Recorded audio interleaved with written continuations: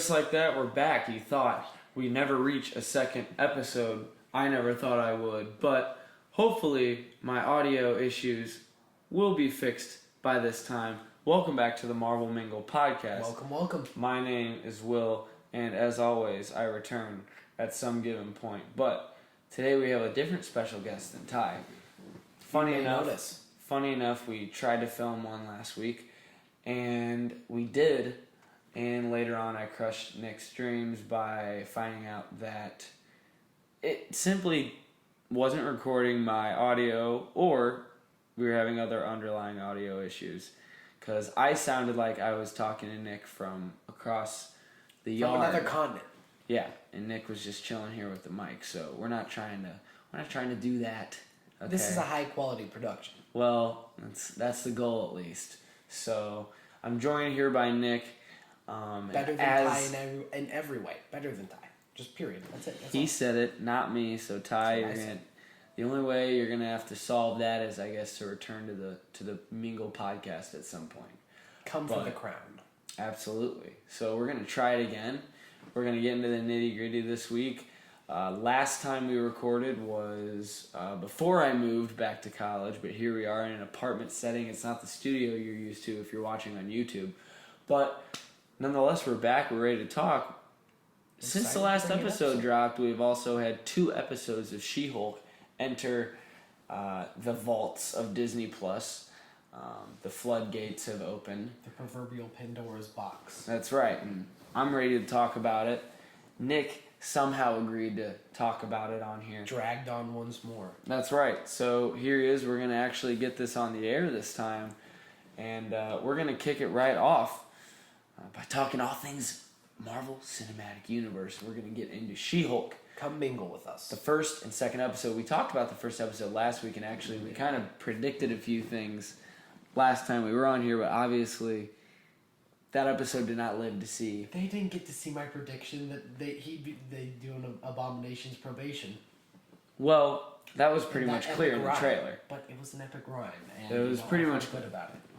Yeah, Obama probation, whatever. That sounded like I just said Obama probation. It really did. Obama, yeah.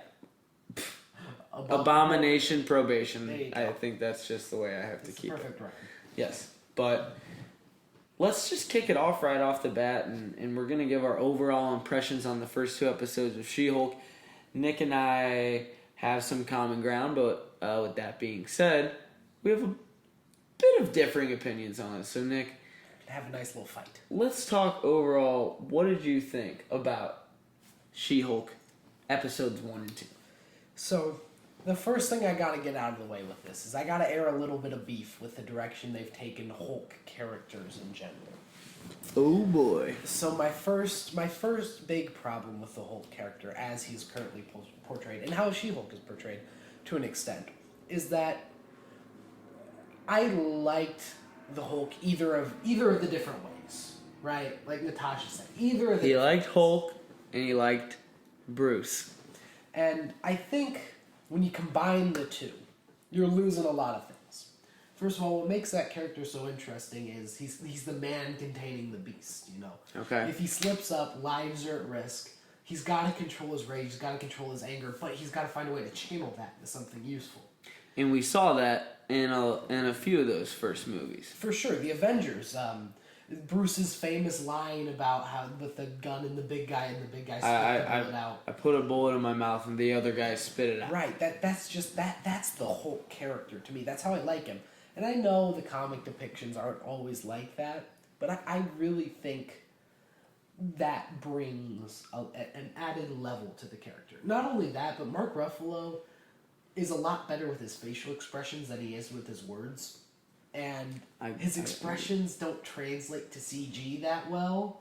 You don't think so? Not well enough to especially with She-Hulk. I mean, it's movie level CGI with a show budget, you know. So it's not going to be perfect. But it has more than a show budget. Right. It has a small country's GDP, but you lose a lot when you don't have him communicating those facial expressions, I feel like, too, just from a purely meta movie standpoint or acting standpoint too. Okay. But I mean, that's like my just general problem with anything Hulk related nowadays. Okay. And that's interesting because I actually think that the CG on Smart Hulk is the best CG that's been done in this show, in my opinion. We've seen a lot of him, and I think he looks weirdly far better than She-Hulk, in that I think we're still in that uncanny valley range with She-Hulk, in my opinion. Where it's much better. I'm not going to be one of those guys who sits here and complains about it all day. I do think it looks better than it did in the initial trailers. But that's kind of a Sonic situation, though. I mean, you gotta fix that a little bit. Yeah, but Sonic completely transformed. Yeah. Whereas She-Hulk, I think, it simply hadn't gone through the complete editing process yet. Not that most MCU projects these days feel like they completely rendered. Or were just chopped in half on the editing floor. Right. But I do think that Banner, Smart Hulk at least, looks better than Jen Walters. I will agree that he looks better. Which you never said that, obviously. Yeah. He does look better. But you don't like how Ruffalo's face looks. I just think you lose something with the acting range there when you have to do the full CG face. Like, they put a lot of work into Thanos' face, but that's because Infinity War had such a ginormous budget, right? Yeah. And they were able to spend so much time making sure that he could convey emotion. But I just don't feel like they've done the same to the same effect on Banner. And that's a secondary concern. I mean, Mark Ruffalo, he's a good actor. Like, right. I can live. He has a little bit of a flat voice, but I can live with that. My big concern is I think it really takes away what makes that character so special, so relatable, so gives him that pizzazz. Right. A lot of people think this. I mean, a lot of people are tired of seeing this version of Hulk, which does make sense just because, weirdly enough, this is probably the most screen time we've gotten with Hulk / Banner in a long time ever. And it's not the screen time people want to see. They want to see more of the Savage Hulk, the Hulk that busted, Tony Stark's ass when he went loose in Lagos. And was that Lagos? Yeah. Or Lagos was where Hold on. were those both in Lagos? Because Lagos was where Civil War began, right? Lagos, Nigeria. That's where the Crossbones incident happened. That's where Scarlet Witch. Where was the Hulkbuster fight? Let's get a little. Johannesburg. That's where it was. Lagos was the beginning of Civil War, where Scarlet Witch beamed up an explosive crossbones. Yeah. But, I mean, I think that's the most savage we've seen the Hulk, obviously, in the MCU, in Age of Ultron. I think, honestly, that might have been the Hulk's best movie. Yeah. No, by far, yeah. Because it dealt with that more than any other movie did, which it makes sense. It explored him and Nat's relationship. I think, I really like Hulk and Avengers, and a lot of people don't like the first two Hulk Avengers movies are the best Hulk for me, I think. It gave those characters a weird depth, though, that nobody was expecting. I don't think anybody was expecting Hulk and Natasha to have any kind of romantic ties, so it was just... I was kind of rooting for that, too. No, I loved it. I mean, the underdog, the underdog relationship, too good to be true, I guess. Too different to work. Yeah. But to be fair, the only relationship that really worked was Stark and Pepper. But look at him now. Anyway. Love isn't real. Not here, not in the MCU. But I do think it's interesting the divide in opinions between the time spent on Smart Hulk and that transition in itself, just because I like the Smart Hulk thing. I think it's cool. I do agree though that we've seen enough of it, and I'd love for him to go full Hulk again.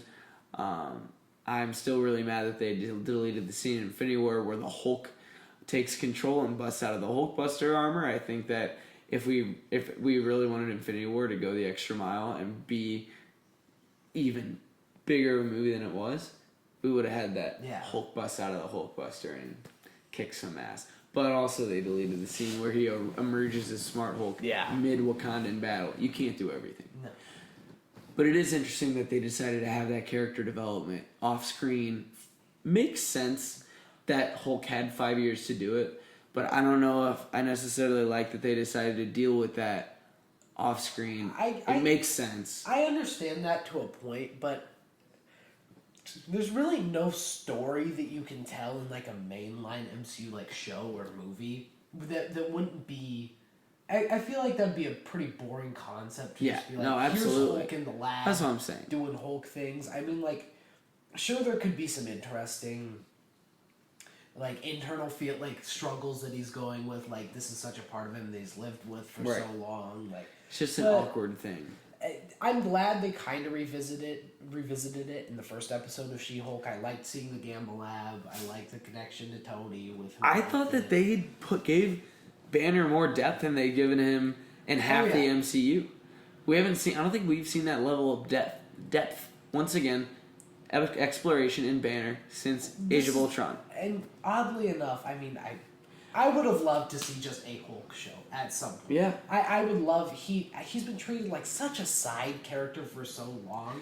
He's one of the grandfathers of the MCU. He is one of the only legacy characters that have the original not been 6 dragged through the mud yet.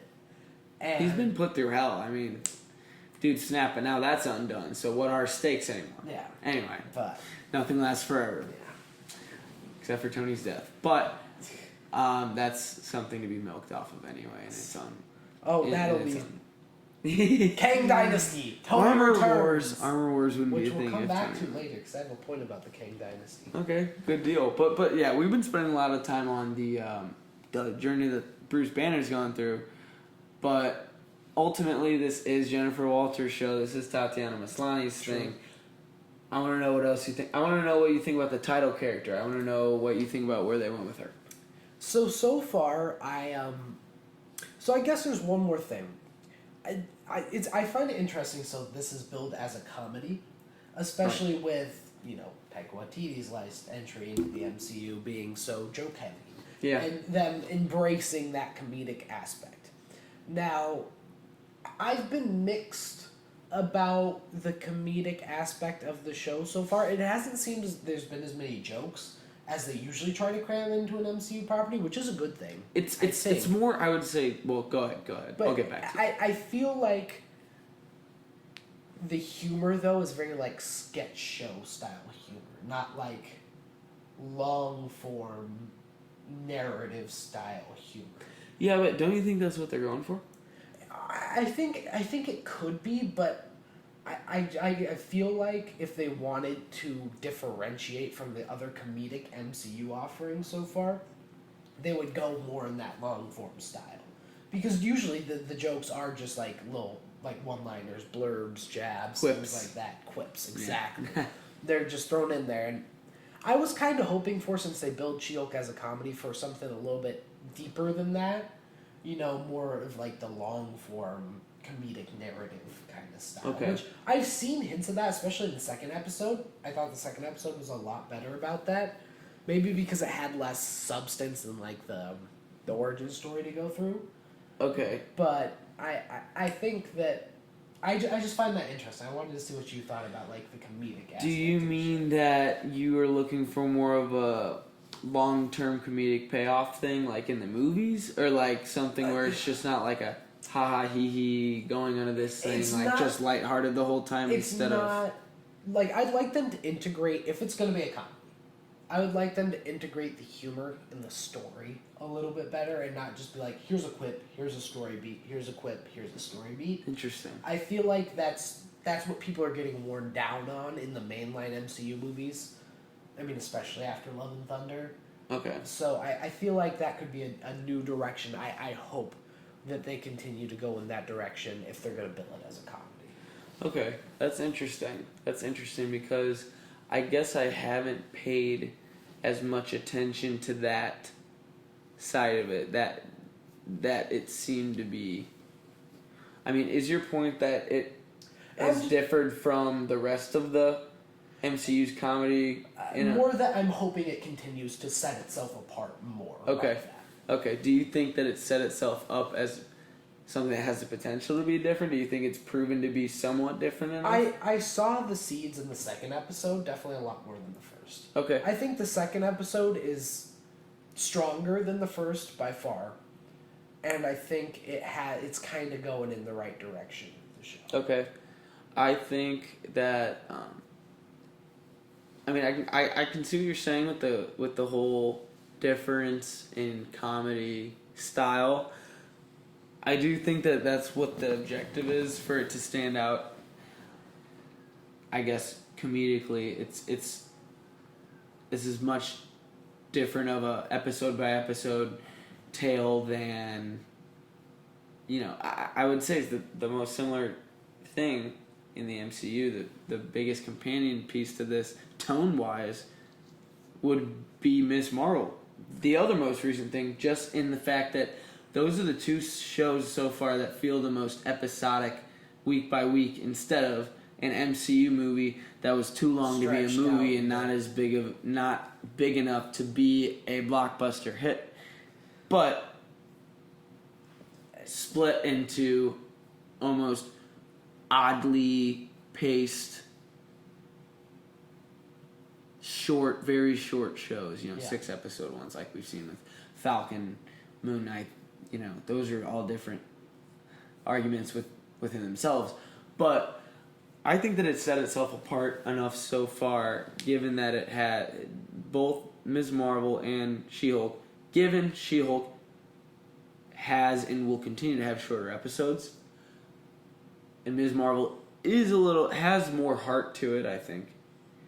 But I think they have a lot of the same vibe, tonally, humor-wise. And the way they tell the story also. They're both strikingly different than any other MCU story's been told. Stylistic, even the credit scene, like, not the credit scenes, but the end credit sequences, what they do with the art style and stuff like that. I'm just seeing a lot of differences between those. I know we're talking about comedy styles here. Yeah. But that's what I was kind of getting at, is the difference in tone that those two have from the other. It feels a lot like, just kind of in the way that WandaVision mixed up the formula a little bit to go into, which I still think WandaVision is the strongest MCU show that's been put out, period. But I think that it's trying to do a shakeup to get to... Because I don't feel like we were given enough time with any of the characters, especially the newly introduced one, like Moon Knight, I think is the biggest offender with the format that they were going with. I don't feel like we were given enough time with those characters, especially for a new one. No. And... I agree. It has felt rushed, like most of the other things in the MCU, but so far, the only thing that I felt is rushed in She-Hulk was the origin story, but at the same time, I can see that doesn't matter as much to the overall point of this story. We know how a Hulk is made, we know what a Hulk is. So, though the writers have a little bit more leeway to kind of rush that part and jump into whatever that kind of episodic narrative that builds week to week that they want to tell. And that's why I do think Banner came in. Banner helped a lot in that first episode. You can't really tell her origin without... Yeah, for sure. Obviously Bruce is part of the origin of the comics. And it's conveniently much more digestible to have Banner there to move this whole "you're a Hulk" thing along. Yeah. I liked that was there. I like that we had that, because it's not only is it comic accurate in a sense, obviously the styles of her origin are different, but you still have the weight of... Banner is one of the biggest, most longest lasting key players in the MCU, and I'm glad we had him there. I know we just kind of had this whole Banner discussion, so I'm trying not to hop into that as much. I do think that's a good segue, though, to something else I noticed about She-Hulk. It seems a lot more grounded in the rest of the MCU than any of the other shows have so far. Barring maybe Falcon and the Winter Soldier, and WandaVision. I like that, though. I like that it's grounded in the MCU because it truly feels like the most self-aware show, and I mean that's something I've been waiting for. Obviously, a lot of shows don't allow themselves enough time to be like. I mean, I think it's important to tell your own story in any narrative you're telling, but like, also when you exist in the MCU, you should take as many opportunities as you can to put things together. Yeah, I think that's something that that's I love strength that it's an overarching narrative. It seems to be. I mean, it should be expected that if you're gonna make waves in this MCU, you need to show that they're affecting each other, and we've seen that. Yeah, they've done that even in small ways. I mean, Love and Thunder and Multiverse of Madness to me just seems so disjointed from the wider MCU. We didn't see how anything that preceded it really had too much of a consequence on that story that we were being told. That makes sense. But even small things with She-Hulk, like we finally got the reference to the Celestial coming out of the Earth, which is what everybody was. It almost felt like they saw that the fans were talking about that. Like literally, the amount of times I saw that on the internet. Yeah. And then that's in there. I'm like, okay, cool. Which good. It's a small thing, but even the stuff like that, though. Yeah, but in this show feels almost oddly like, well, in the unreleased episode, I was wondering how much street level this would get into. And oddly, this feels like the most street level content we've gotten in a really long time. And I think that's mainly because of the Abomination plotline. Like, that seems like such a real world thing. Like, here is this criminal, this villain, and he's going on probation. Yeah. Like, that feels like such a grounded storyline. And I really dig that. It just helps mesh with the rest of the universe, you know? Yeah, it has an over a decade long root in the MCU that was never revisited before he popped back up in Shang-Chi. Obviously, complete redesign. He's more comic accurate now looking. I have my own. I'm still deciding if I even like the new Abomination look or not. I'm all for comic accuracy, but the one close-up of Abomination's face we got in Shang-Chi is a little scary. Yeah. It looks more like Tim Roth in a weird way. And also it looks a lot less menacing than a lot of people are, which is interesting, because a lot of people find any way to dig into the new MCU. Me. Yeah, the new MCU product. Oh, God. Back in my day, we had Robert Downey Jr. Okay, right. It's not going to be as good as Robert Downey Jr.'s Iron Man. But anyway, people. What my point was, people get so caught up in, I love the Abomination's look in the Incredible Hulk. He was so much scarier. Well, where were you the last I'm doing the math here, guys. 14 years since that came out? Because since until now, Incredible Hulk's been the black sheep of the MCU. It's been a pariah. Yes. Because of the Edward Norton recast, obviously, but people didn't like that movie in general. They're like, it's bad. I think a lot of that, in the way it's aged, has to do with the Edward Norton, Mark Ruffalo recast, obviously.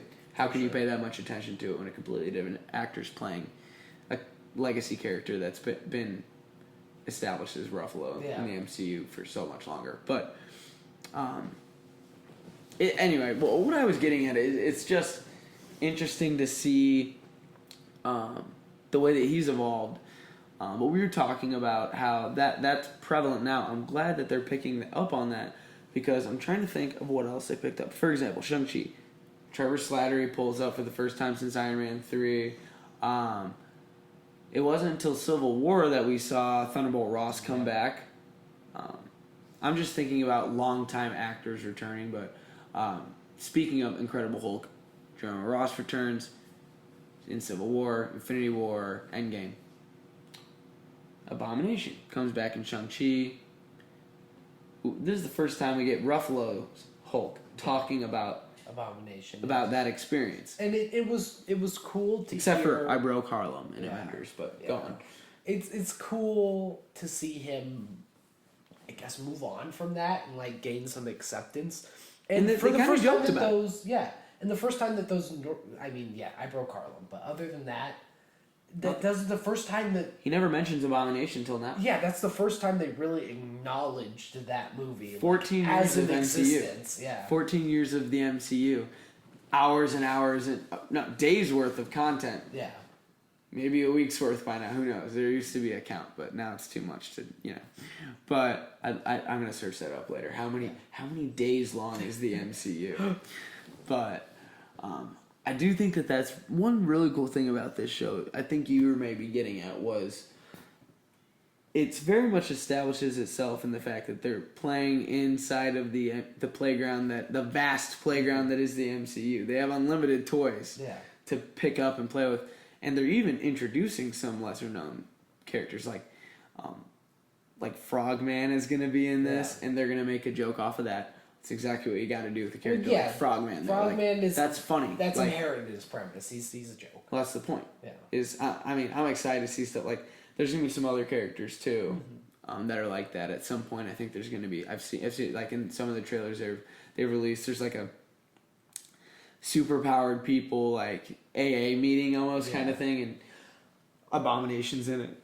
Which he's a changed man. That part actually reminds me a lot of The Boys, which I love The Boys. Mm-hmm. So I feel like if they could do something similar to that really grounds the superhero, the metahuman, into something that's believable for our world. I mean, that's why the probation thing's so cool. It's just right. My one thing is, I wish that he was not as serious, obviously, as Blonsky was in The Incredible Hulk. Yeah. Obviously, they did a much different take on the character. Whatever, it's been.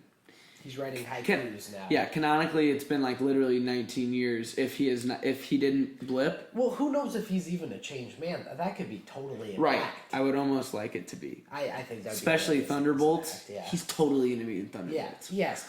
But I think that'd be a lot of because I would much rather have a prick of an Abomination character, but in a funny way, like just a fucking asshole of a character. Or he could keep up the pretend niceness as part of his probation thing, and then you have that's what I'm saying. You have the contrast. I just want him to kind of be a tool. Yeah. I think that would get more laughs than I wrote a haiku. I'm gonna write all my wrongs. I'm nice now. I saw one of the very short things they've released, one of the TV spots. It shows Abomination growing in his cell, which is probably what we're gonna see in the next installment. The one where he bonks his head? Yes, and he literally talks in Tim Roth's voice. Yeah. And I was like, why is he not growling like in Shang-Chi? He was I'm sure he can still do that. But he literally looked like he sounded like Korg for a second. It's me, the Abomination. It looked like, that's the whole funny draw of Korg, too. Yeah. Is that, he's so big, and then all of a sudden he starts talking in his Tyka's light voice. There was too much Korg in Love and Thunder. Now that's a whole different episode. I love Korg, though. But I think he's been better. But we could go on and on about the Abomination. But at the end of the day, I do think that I'm glad to see him back. I'm glad that they brought him back. It's true. I am too. But it does raise an interesting question. As prompted in the newscast of She-Hulk, what is this apparent plot hole that we have now with Armsling Ruffalo, and when does it take place? Is that newscast just late? Was that footage leaked late? Wow. Or is that happening at the same time as Shang-Chi? How does that even work? Because we see Hulk on a Sakaran courier ship going to outer space. Well, how is he talking to the Avengers? Now, we saw a certain newscast, as Nick was saying, at the end of She-Hulk episode 2. It revealed after Jennifer Walters' discussion with Blonsky, her newest and first client at GLK&H, the superpowered law firm. We saw footage that the Abomination, new footage has been revealed that he has escaped his cell and is in a cage match. Super powered cage match. I don't know if it even mentioned that he was with Wong, the Sorcerer Supreme, but I wonder if that's even widely known that Wong is the Sorcerer Supreme. I mean, does the world even know about sorcerers now? That's something that needs to be answered. Everybody, I mean, does the world know about Stephen Strange? Does the world know about Wong? That's one thing on its own. Is there footage of like the final battle and Endgame? Like there has to. There's got to be right? like in Ms. Marvel they touched on that a little bit. In that canonically there might have been. I can't even remember. I know Scott Lang did a podcast, which is why half of the world knows that what happened. Yeah. But I think we're also going to get a look at that in Quantumania. But I hope so. Anyway, in the headlines we see that. Abomination's fighting Wong, and she was like, "Oh," and me and Nick looked at each other and were like, "Oh, so that's how they're connecting it." So the whole thing in Shang-Chi was that after the fight between Abomination and Wong, it's revealed that he brought him there almost, or he took him under his wing. Deal, yes. So Wong brings him back, and the portal opens, and that's his cage. The containment cell, same exact place we see in She-Hulk. So there was some kind of crossover during development with those production teams, which was cool. Or some kind of long-term plan with Feige. Maybe a reintroduction for him, probably, because they knew he was going to come back in Thunderbolts, which is an interesting subject. But this is really cool until you realize it doesn't really make sense with the timeline. It's a little bit of a plot hole. If you are trying to say that the Abomination and Wong fight happened in the midst of this She-Hulk episode, you gotta think about the credit scene of She-Hulk or Shang-Chi and realize that Banner was in Banner form. He had the inhibitor, which is fine. He could probably do that at any point, but he still has his arm in his sling. That's an issue. That is indeed an when issue. You think about how are they going to resolve that is the question. Now, the thing that springs to mind for me instantly is, was that footage, did it just take a while to get out? That's what I'm saying. It doesn't say this just just happened. Footage released. Footage surfaced. But who was releasing that footage, and could that play into the overarching narrative of somebody trying to drag Val through the mud, right? And that's what I'm thinking is. I hope that it's smart. I hope that we're not smarter than them, right? Like you would think that's a big enough freaking plot hole. They have to know. I mean, Hulk is he's on a Sakaran courier ship headed to Sakaar probably right now. Like he can't also be talking to Shang-Chi in Banner form with his arm in the sling, unless that takes. But it's got to be a recovered footage thing, in my opinion. There's probably like 2 or 3 days max in between the fight at the Golden Daggers and the end of Shang-Chi, right? Yeah, I mean, probably not too long.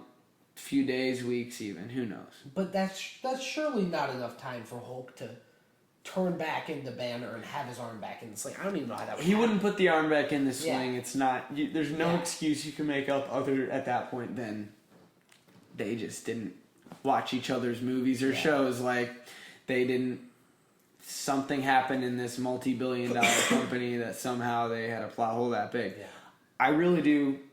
I am leaning towards benefit of the doubt in that they do maybe have a plan for this and that it is found footage. It is worth noting that they did say footage, released, not this just in. But then the interesting thing to me with that is, do you think that this whole the Fight Club and what is Wong even doing with Abomination, is that going to all play into Thunderbolts then, or what is that building towards? Because I can't see another logical reason why Wong would be bringing Abomination to a Fight Club to have some kind of little sparring match with him, other than he's being trained. But why would Wong be working with Val or anyone interested in the Thunderbolts? Which is interesting to see. Is there some kind of somebody being paid off? why is Wong with the Abomination? We just thought it was a fun little thing, but it did feel like there was some more to be explained. And I think I'm hoping they give us that explanation here. It'd be the right place to do it. But precedent-wise, I can't see, like, even comics precedent, I can't see a reason why Wong would be working with anybody involved in that situation. Unless there's a totally new player that we don't even know about yet. Yeah. We haven't considered. Something that's good to know is that, well, we know both Wong and Abomination will continue to appear in the She-Hulk series. And given that that's how they ended episode 2, we're going to find out by next week if they messed up or if this was a... And I really do... I am leaning towards they know what they're doing. And this was a footage... Oh, that happened a long time ago. I don't know, though.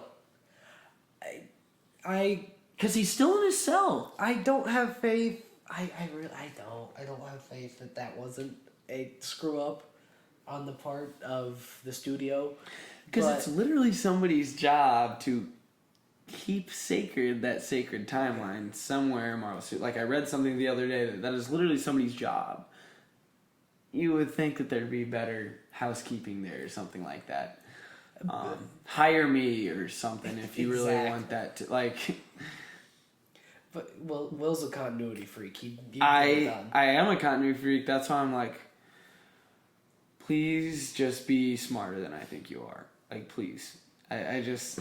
There have been little mistakes in the past, but this is a pretty big mistake. Glaring, so, like, it's interesting the decision that they decided to have him as Banner then in the sling when we didn't even have that explanation at that point. We were wondering how's Banner. We got that explanation.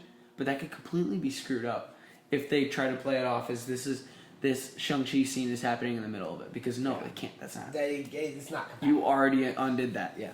It's not. He's already back to smart. Hold on. Going way off crackpot conspiracy. Okay.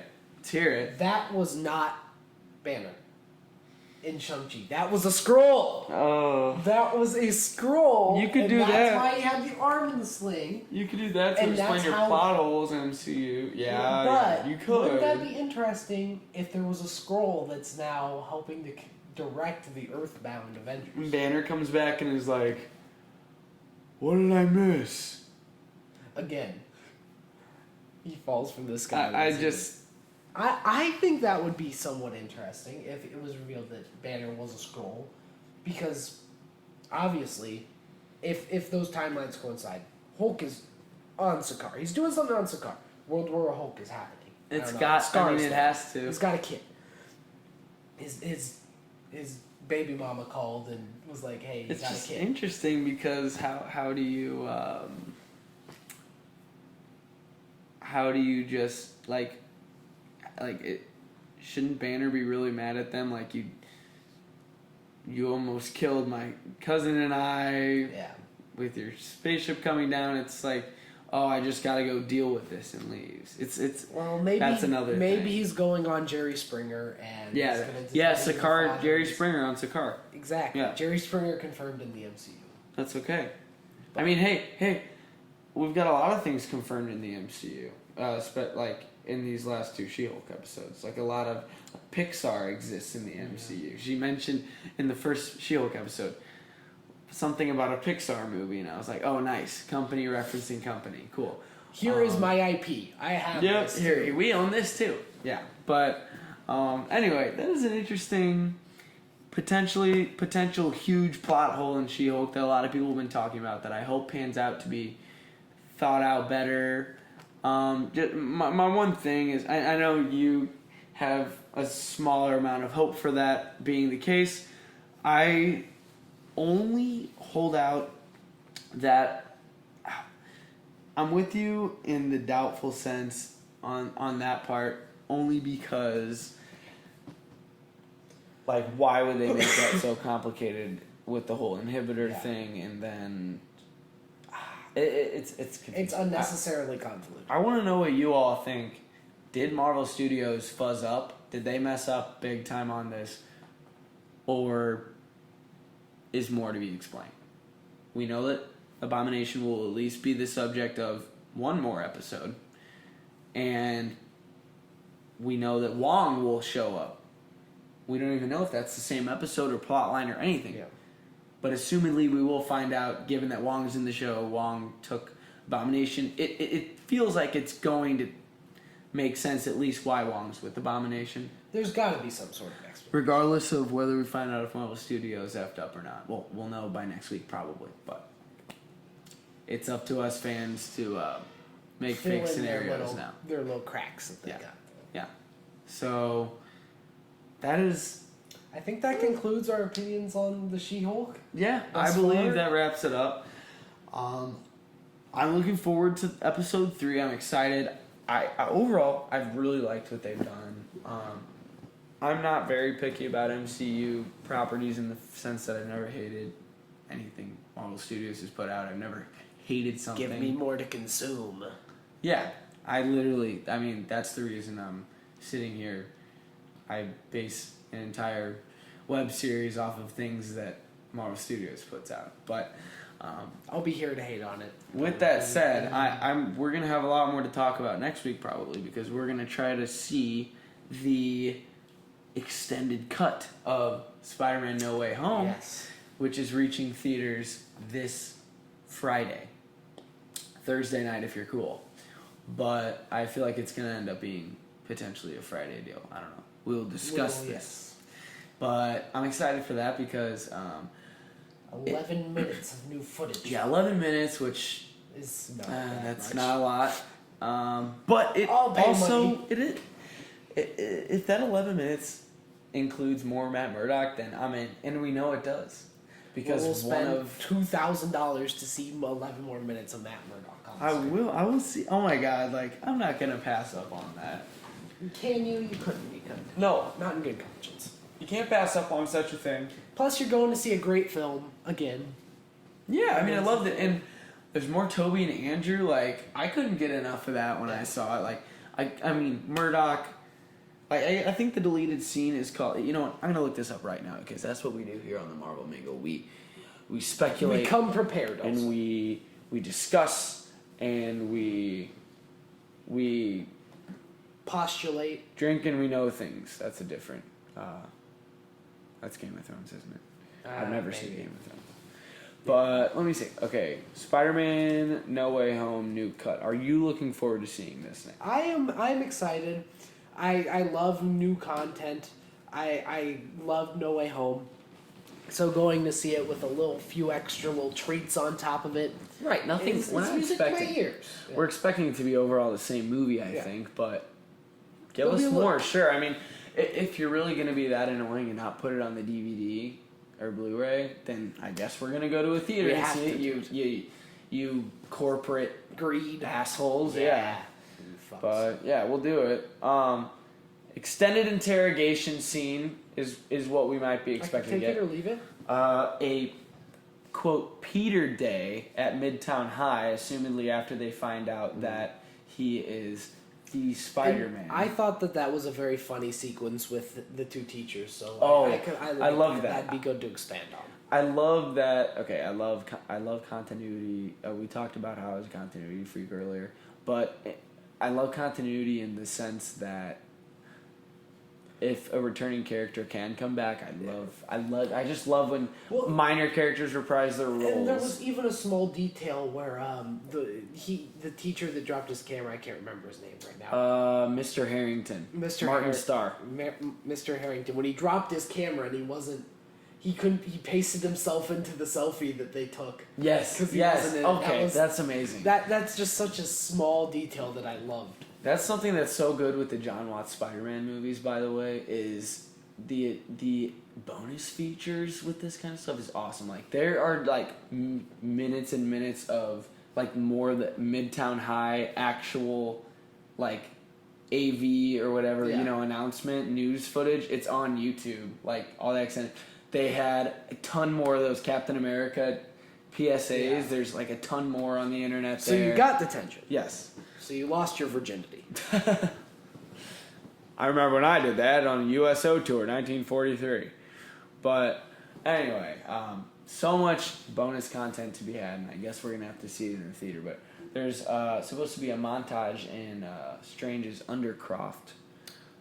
Oh, by the way, speaking of Mr. Harrington, I forgot about this. You know that he was an Incredible Hulk? Really? Did you know that Mr. Harrington? I didn't know that. Fun fact, I don't know if you guys knew this. Mr. Harrington, this was not expected. He was playing a completely different character. He was actually billed as Amadeus Cho, which is not true because it's just not true. But I think they've canonically restored it to be like, yeah, this is Mr. Harrington. Let me look. I'm going to show you this. Just a little brief detour. I think it's funny just because that adds so much to it. He was a Culver University student. Oh. And Feige came back and confirmed it. Do you remember when they came back and said, "Oh, the kid with the iron"? That was Peter Parker. That was. Yeah, Feige was totally, like, guys. Wink, wink, wink, wink. That was him. I was like, oh, that's convenient, but I probably would have done the same thing if I had $2 trillion to play with. If fans pointed out, I was like, yeah, that's him. Okay, cool. They never mentioned it once in any of those movies, and I think they tried to confirm that. They confirmed that right when Homecoming came out, which is interesting because I thought they were going to confirm it and be like, yeah, that was me, Mr. Stark. I was there at the expo. It was me, Peter, at the Stark Expo. Yeah, but anyway, we're going to get an Undercroft montage apparently. More Daredevil scenes. Happy's very good lawyer. Happy's very good lawyer. Very cool. I have never seen this picture that I'm looking at right now. I'm going to put it on the screen for the YouTube viewers. Very nice. But it's very cool. Yeah, it's called, quote, Happy's Very Good Lawyer. That's what I'm going there to see. Besides more Toby and Andrew, there's a scene called The Spidey's Hangout. I wonder what they'll literally hang.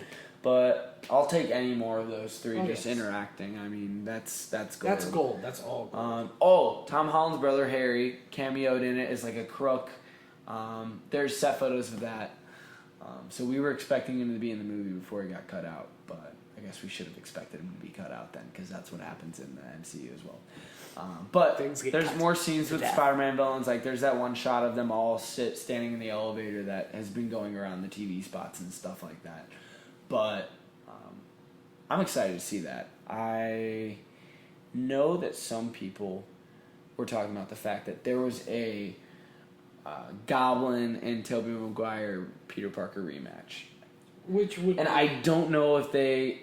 I know that they filmed it, but I don't know if that's going to be in with 11 minutes of footage. I don't know if they'd be able to do that justice. I mean, that would take up probably like half of the 11 minutes of footage. Yeah. So unless these are going to be like 30-second blurbs, I don't really see that happening. I'm excited for an extended cut nonetheless, though. Give me more footage. I mean, you've got my money. Yeah. And I looked at the tickets. We get like $7.95 tickets for student tickets on like a Thursday or Friday, so that works out for me. Can't argue with that. That works out for me. Two other things we have on the plate before we conclude this mingle. Something that has been speculated, a nice little segue. We were talking about John Watts' Spider-Man trilogy, and it was announced last year, I believe, that John Watts was going to helm the new MCU Fantastical Four. And then this year, a few months back, it comes out that he's pulled out of that. I don't know specifically what it was, if it was to direct something else. I don't think it was to direct something else in the MCU. We could be wrong. Could have just... But, I mean, we know that Kang Dynasty is going to be directed by Destin Daniel Cretton, who directed Shang-Chi in The Legend of the Ten Rings. But it has been reported by Deadline that Matt Shakman, director of WandaVision, is now in talks to direct the Fantastic Four film. And that is very interesting because if you remember way back in the day, WandaVision, when that came out, was like, given that was the very first MCU brand show, that broke the internet. I don't know if you guys remember that, but that generated a lot of Twitter buzz, was that's for sure. Like like, people joke about this, but Twitter WandaVision era was absolutely nuts. But all the theories, that's what I'm saying. They mentioned an speculation. aerospace engineer in one episode of WandaVision, and everybody was Reed like, Richards. "We're gonna meet Reed Richards. We're gonna meet him." And then we were disappointed, and then we thought we were gonna be somehow less disappointed, and then Evan Peters became Ralph Boner. Then it was a Boner joke. And then Doctor Strange didn't show up, which I was expecting Strange to pull up. They had original plans for that. Anyway, what could have been? We will see Matt Shakman directing the aerospace engineer now, and the rest of them. He'll finally get his chance. So that's super exciting. This is the November 8th, 2024 release date that they have for that. So I'm excited to see them utilize their directors that they've seen products that work. They clearly want to go for a specific vibe. They're confident in WandaVision. Well, from his direction, he did the intrigue, the thriller element of WandaVision very well. It had the shock value. Obviously he didn't write it, but I wonder what will translate from his directing style to Fantastic Four. What do you think he'll bring to the table? it's interesting to me. I think that it could go many different ways.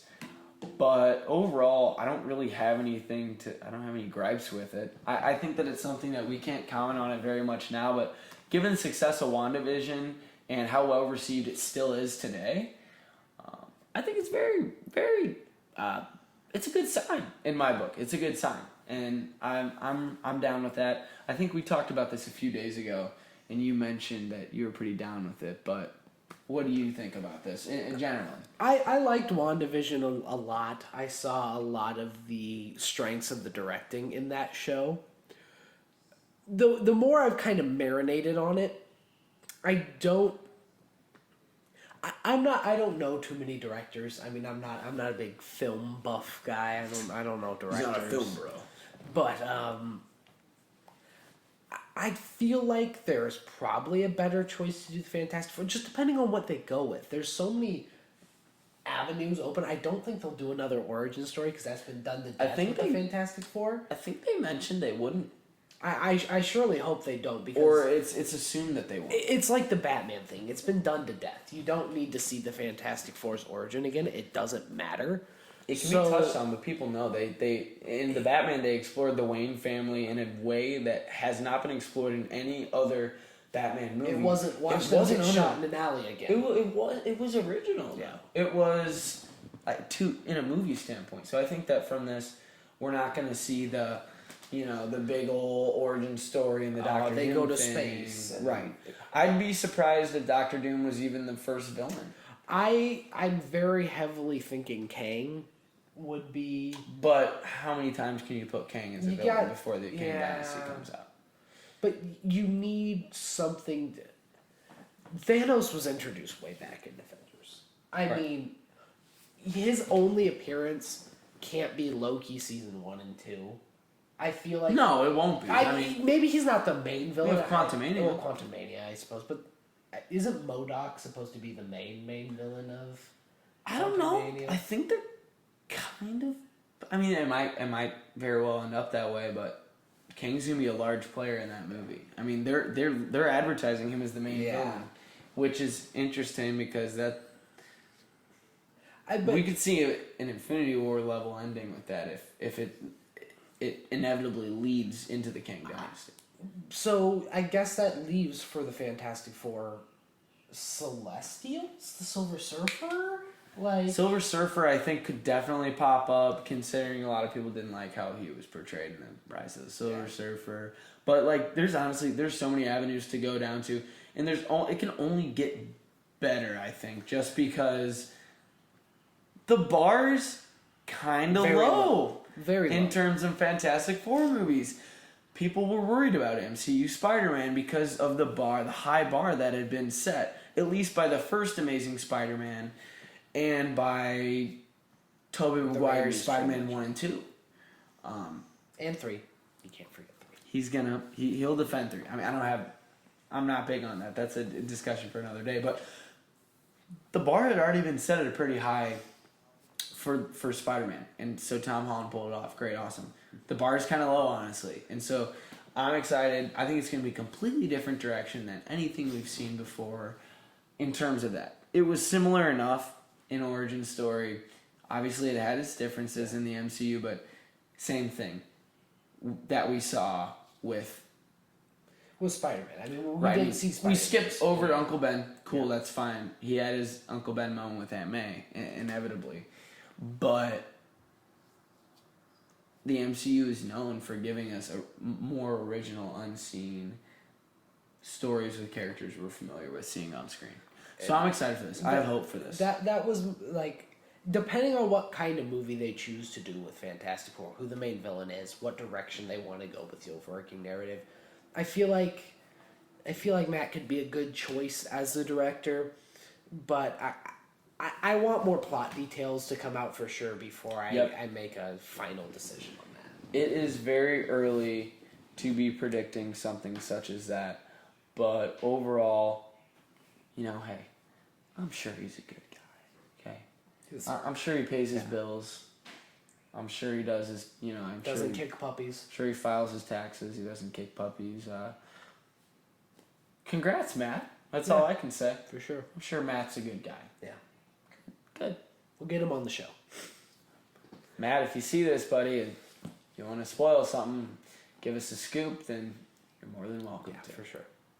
Now, transitioning into our final topic of this mingle, the most recent piece of news that we've gotten, actually, is that today we found out, randomly, we don't know much about this, but we know that it's happening. That recently, over this past summer, we got word of a Wonder Man series making its way to MCU, and I believe that it is going to be some sort of a Hollywood satire. Some people have been talking about that. We know that Wonder Man is a character. Simon Williams, he's a Hollywood actor. But that's not his original depiction. His original depiction was he's the son of a munitions worker. Okay. Munitions, like... This guy looked him up. That's ran out pre-episode. I didn't know much about it. But that's our job, is to find out more and learn as we do it. Try to inform you guys a little bit here. But we'll get into that in a second. But the main piece of news here is that Ben Kingsley is reported to return as none other than Trevor Slattery in this Wonder Man series. So, and let me look this up. I might be wrong, but I thought that Destin Daniel Cretton, that's right, who not only is going to be directing Kang Dynasty, but brought Trevor Slattery back in Shang-Chi. Destin is going to be working on this Wonder Man series. That's what I thought. I think that's what the rumor mill has been saying. Which I think is, from what I've read so far of Wonder Man, is a nice little segue, not to talk about Kang again, but with Cretton directing, there is a very, one of the bigger story arcs that involves Wonder Man is that he's resurrected by Kang to be part of the Unliving Legion, or whatever his army of zombies that he did was called. Okay. And that, to me, kind of, in a strange way, that's like what a lot of the Marvel Zombies was part of, I think. Okay. So I'm kind of drawing a strange connection between the Wonder Man series and Marvel Zombies. Oh, especially if Kang gets pulled into it. But that's kind of a direction that I could see them going with that. And like Grim Reaper, who's a big part of the Marvel Zombies, is one of Wonder Man's like nemesis when he's on the Avengers. So I could see a connection. Now I'm grasping for straws. I'm reaching. Yeah. I have Mr. Fantastic reach arms right now. But spaghetti arms. I could see that being a thing, and I'm assuming they'll incorporate Kang. I mean, otherwise I don't know what they would do. This dude's gonna be popping up all over the place for the next few. Yeah. So I mean, they have to build up a Thanos level big bad. Yeah. which is going to be interesting. I mean, that's a topic for its own day. Is how the hell are you going to build up Majors' Kang in a Thanos level? He's already been getting that juicy build. He had a really good start in Loki, I think. Really I good think start. so too. Straight up monologue, and then he, the fun. I'm not going to get into this too much, but I'm just going to touch on the fun. The fun in Kang is that we watched him die, but that is concerning in almost no way because there's so many versions. It's infinite. Yeah. That is no big deal in the which could be said calculus. takes away the stakes of the entire MCU, but there's got to be some kind of convenient little plot device to tie it all together and kill all Kangs at the end. Who knows? But either way, anyway, getting back to this main story here, Wonder Man. It's someone that I don't know much about, but it makes sense for being a Hollywood satire for Trevor Slattery to show up. This is the same vein of Daredevil pulling up in She-Hulk. It's a lawyer show. Makes sense for another lawyer to pop up. Yeah. This is a Hollywood satire? Cool. Makes Another sense for actor. Trevor Slattery, another actor to pop up with Simon Williams. Now, the sad part is I don't think they're going to cast this guy as Simon Williams, but who I really would like to see cast as Simon Williams is none other than Nathan Fillion, who in the background on some of the Earth scenes in Guardians 2, I don't know that this was in any, I think it was only in Guardians 2 because it's the only time they've been on Earth in the modern times, but they have posters of Nathan Fillion portraying Simon Williams, aka Wonder Man, in the MCU. So to keep that little joke canon, I wish that they would pull up Nathan Fillion as Wonder Man, but then I'd also want James Gunn to be directing, and that's just simply not the case because we could get a modern day MCU Peacemaker show, but that's not going to happen either. So that's interesting. That's probably going to break canon or be explained as some kind of little inside joke. It's probably going to be looked over, but Wonder Man's totally not going to be played by Nathan Fillion, which kind of sucks. I am going to be a proponent for that, though. But there are those posters. There are those posters of Simon Williams existing as an actor in the MCU, which I thought was a good little tidbit. Until we found that out. Now that would be a really good deep cut right? thing. That I would be wish awesome. they would just.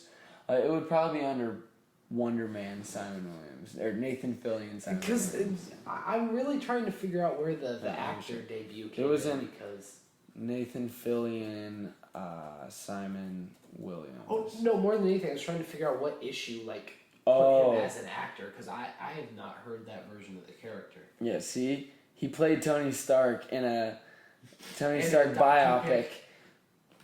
In canonically in the MCU, which I think is really funny. Rebecca, Simon Williams. Obviously, I think that's just gonna be a funny little deep cut. It's probably gonna be a different Simon Williams by the time we get there, which kind of sucks. It really does suck. But good thing we didn't see much of that. We're just gonna act who knows? Maybe they're gonna. Maybe that's gonna be one of the great MCU recasts that we've seen over the time. It's gonna be the next Don Cheadle and Mark Ruffalo. Anyway. I thought that was a fun little tidbit. We're going to continue to find out more about this Wonder Man character as we come and go. But I'm excited. I mean, I'm looking forward to seeing this because I always love a good satirical series. And so if they can make this into a Hollywood satire within the MCU sounds really cool. So I'm looking forward to that, and Trevor Slattery being in it, you can already kind of see where the tone might be set. I mean, a lot more humor, a lot more satire. That sounds awesome though. I love to see some Trevor Slattery. Once again, I'm a sucker for recurring roles. That sounds awesome. It would also be really funny, I think, to see a Hollywood satire done by one of the biggest, most Hollywood corporations in the entire world. Yes, please make fun of yourself, Marvel. I really hope you do the Matrix Revolutions and try to be meta thing. I think that would be hilarious. Oh, I don't even know that situation. I gotta get caught up. That's a whole new can of worms. Oh boy. Well, I guess that's something you still gotta show me is Matrix Revolutions then. Okay. Good I deal. can do that. Well, got anything else for me, Nick, before we end off this? I think that's about it. I think that covers all my thoughts. Everything that's rattling around in there. Nick and I did a lot of mingling today about the Marvel Cinematic Universe, but I don't know if we can call it quite today anymore because it is actually 2 in the morning. 2 in the morning as we're finishing this. But this was a great one. This is one. All for you, dear viewer. Yes. I hope you enjoyed it. If you made it to the end of this, if you're listening to me talking right now, it means you either skipped to the end or you somehow made it to the end of this Marvel Mingle Podcast episode 2. Thank you so much for joining. You. Nick is going to marry every single one of you that listens to the very end. That's your incentive. That is a legally binding promise. Good deal. Well, thank you for watching. Just remember. Stay mingled. Do you remember how to end this one? No. Someday you'll learn. Just remember, it's all connected.